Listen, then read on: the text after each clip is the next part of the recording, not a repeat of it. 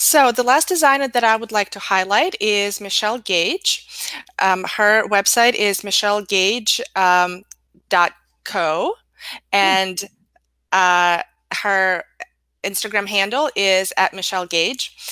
She is a younger designer in the Philadelphia area, but no less of a powerhouse than a lot of the more established designers in our area. What I admire about her to just nth degree is her ability to combine colors and textures and patterns.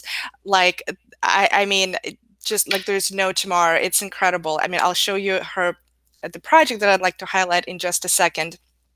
Um, but before that, let me just tell you a little bit about her.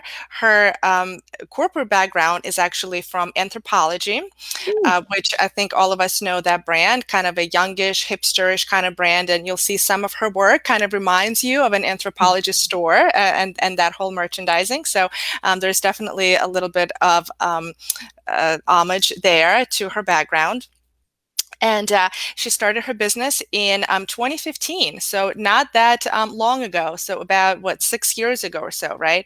But the amount of work and the breadth of the projects that she's done is really quite remarkable, and I just respect her so much for that. So her other accomplishment I have to tell you about is that she was recognized by the Tory Burch Foundation as a Oh. recipient of a year-long fellowship last summer of 2020. So I actually didn't realize that Tony Burch had a foundation. I had to look it up, and it's really incredible. It's an organization devoted to really lifting up younger interior Hmm. designers and giving them the tools, the confidence, the support of really making it in this overcrowded, I think, a quite overcrowded world of other interior designers. So it does take a lot of confidence and a lot of self-awareness to break into this world and to stay in it and to really leave its mark. And so I really admire that Michelle was able to um, become the recipient of this award from the Tory Burch Foundation, and also most importantly, I think recognize the importance of mentors and coaches that really get us to the next level. Yeah. Now, the one personal thing that I wanted to mention about Michelle is that she is a lover of dogs. She herself has four, and she's also, she used to foster a lot of dogs. At one point, I think she had four of her own and five that she was fostering, which I can't even imagine what kind of zoo that was in the house. And recently, she moved out of her house and into a studio in Bryn Mawr. So she's in the main line west of Philadelphia, which made fostering impossible. But she also kind of dedicated herself to making sure that these doggies do have a home, so now she's looking for other foster homes and trying to bring together the puppies But that yeah. need a home Hmm. with With the partners. people that are looking for that. So as a matter of fact, there is an event that she is hosting tomorrow, August 21st at 10 a.m.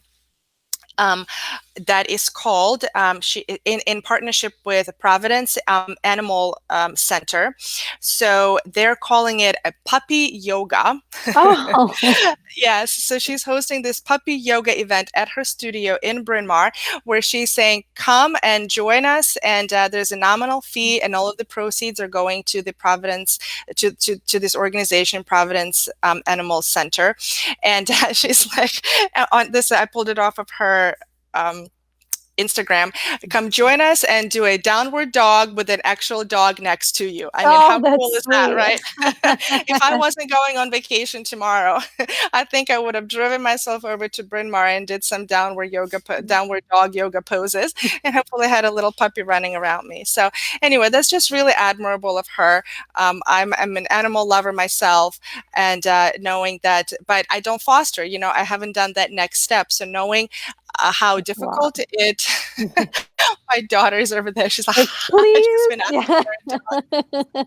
No, but it's hard because then you have them and then you have to say goodbye to them.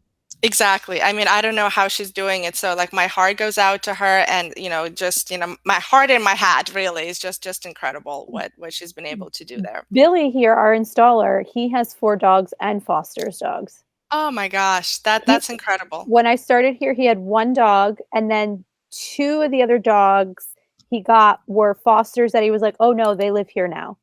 Oh, I guess it's impossible to say Yeah. goodbye, right, to Yeah. some of these guys. Oh my goodness.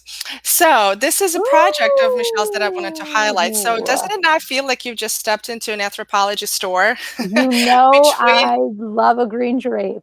I do too. Yeah. Yes, especially that Kelly green is really Oof. coming back. I feel like we're seeing it everywhere.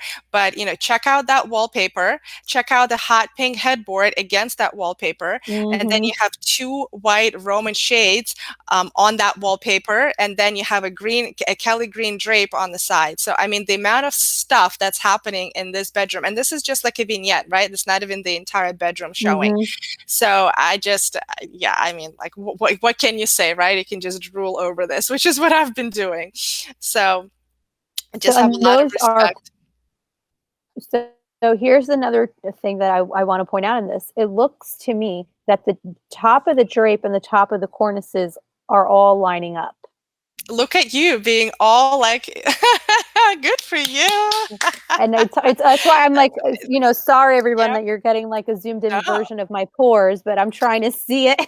That's Yeah, why I'm yeah, coming no, closer to absolutely, the phone. So like, absolutely, and I love that you're noticing it. It's those kinds of details because if they were on separate levels, different levels, it would look messy, right? And yeah, this space has already a lot going on in it, and to also add other messiness that is not really warranted or required, why do that? So, I mean, I think there's a lot of thinking and, thought and methodology consideration that went into this space. yeah, and I think what this is another good example too, is I think that sometimes we get, and I know sometimes I get this question too from designers, is it okay to use 2 different fabrics within the same room? Hmm. And especially like, Heck yes. yeah, and the answer is yes. And the fact is that like where you're this is an example of the drapes are in green, the Romans are in a cream color. Hmm. So I think it would have looked a little strange if she had drapes on this window in the cream color and then drapes, you know, in the green next to it. But like this is an example of if you're mixing the design, I'm all about let's mix and match the fabrics. Yeah, no, I agree. Right. So, I also really admire that she used that creamy whitish fabric on Hmm. the Roman shades.